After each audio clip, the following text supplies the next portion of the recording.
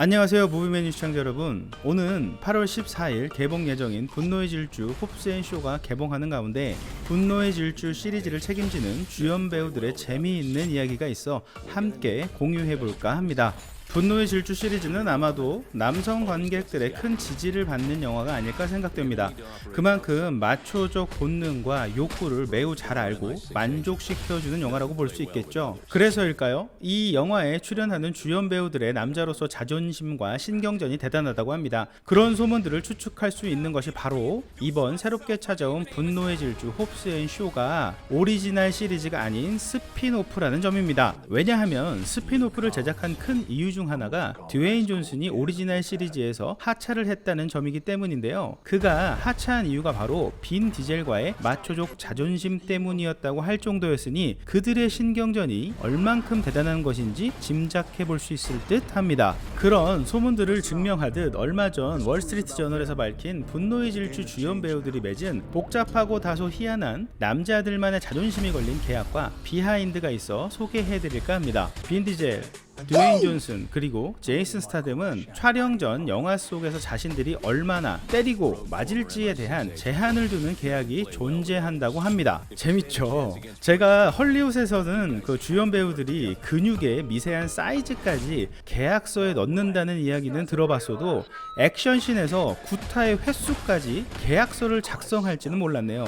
정말 스케일이 다르긴 합니다. 그럼 분노의 질주 시리즈 주인공인 빡빡이 3인방은 서로 맞고 때리는 것에 얼만큼 민감하고 또 어떤 계약을 했을까요? 제이슨 스타템, 그는 영화 분노의 질주 시리즈에서 자신의 캐릭터가 타인에게 두들겨 맞는 횟수에 제한을 두는 계약을 했다고 전해지고 직접 편집실에 들러 자신이 등장하는 격투씬에 클로즈업을 더 많이 넣어달라거나 자신의 근육이 더 멋지게 나오는 것을 요구했다는 것은 제작진 사이에서는 유명한 이야기라고 합니다. 드웨인 존슨, 그는 격투씬 촬영 시 여러 제작자, 격투 코디네이터, 편집자들을 동원해서 그가 영화에서 맞는 횟수만큼 때리고 있는지 지켜보게 할 정도였다고 하니 그가 맞고 때리는 씬에 얼만큼 예민했는지 추측해볼 수 있을 대목입니다. 그리고 한 씬에서 원래 계획은 드웨인 존슨은 바닥에 누워있고 빈 디젤이 옆에 서 있는 거였다고 하는데요. 드웨인 존슨이 최소한 앉아있게 해달라고 요청해서 그 장면이 앉아있는 장면으로 변경됐다고 하니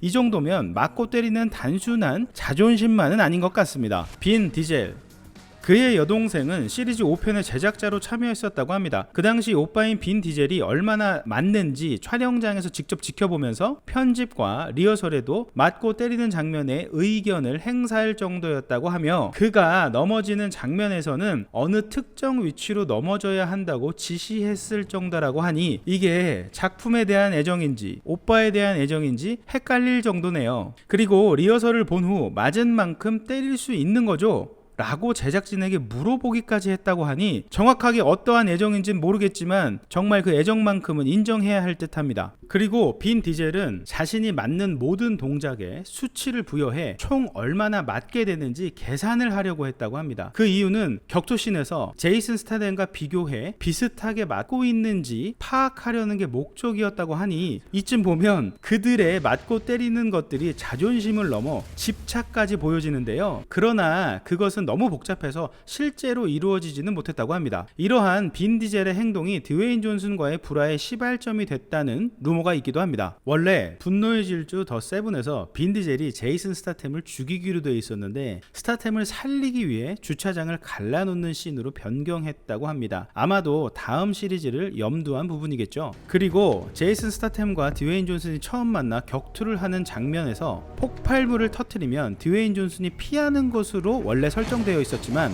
그렇게 되면 드웨인 존슨이 도망가는 꼴처럼 보일 수 있기 때문에 조금은 뜬금없이 나타난 동료 엘레나를 껴안고 탈출하는 것으로 협상해 변경했다고 합니다. 그 이유는 그가 여자를 구하기 위해 탈출하는 것으로 보여져 어느 하나가 싸움에서 도망간다는 느낌을 덜 주기 위함이었다고 하니 그들의 쌈박질에는 정말 세심한 배려가 필요한 것 같습니다. 이 내용을 다음 시리즈인 더 익스트림에서 스타템과 드웨인 존슨이 교도소에서 벌이는 썰전으로 확인이 가능합니다. 스타템이 이렇게 말합니다. 널 4층 밖으로 던진 건 나야. 그렇게 말하니 드웨인 존슨이 또 이렇게 받아치죠. 난 내 파트너를 구하려고 4층 높이에서 점프한 것뿐이야. 그리고 우린 싸움에서 이기려고 비겁하게 폭탄을 사용하진 않지 라고 스타템을 비꼬며 말하죠. 그러니 썰전에서도 질 수 없다는 듯이 스타템이 또 이렇게 받아칩니다. 그래?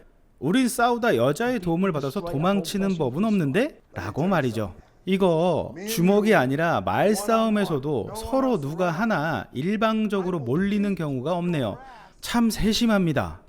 월스트리트 저널에서 분노의 시리즈 제작진은 우리 영화의 격투씬은 모든 배우들이 동등하게 나오도록 짜여지고 그 누구도 패배자처럼 나오면 안 되기 때문에 그러한 과정에서 세부적 영향을 끼친다고 이야기했다고 합니다.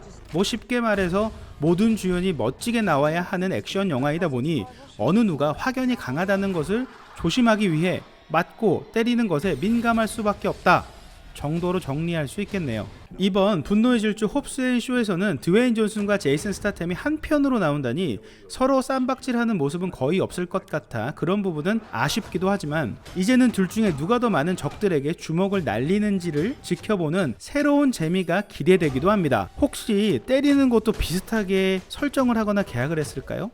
그것도 좀 궁금하긴 하네요. 자신이 맞는 횟수 제한에 대한 계약서를 쓰기도 하고 어느 장면에서 누워있는 모습조차 자존심이 상해하며 내가 맞는 만큼 반드시 때려야 한다는 승부욕이 넘치는 그들이 나오기 때문에 이 영화 분노의 질주 시리즈가 그 긴장감이나 파워풀한 장면이 더욱더 실감나 보이는 것은 아닌지 생각해보게 됩니다. 오늘도 끝까지 시청해주셔서 진심으로 감사드리고요. 재미있으셨다면 좋아요와 구독 부탁드립니다. 오늘도 좋은 영화들과 행복하시기 바랍니다.